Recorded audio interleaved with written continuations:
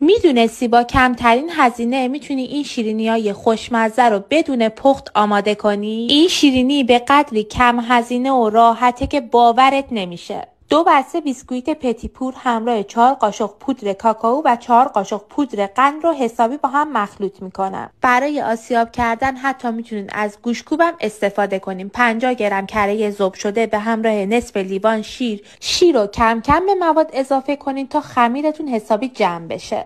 شکل دادن خمیرتون کاملا سلیقه‌ایه. من داخل یه مشمع به صورت گرد درش آوردم که وقتی شیرینی‌ها رو برش میزنم حالت دایره‌ای مانند داشته باشه.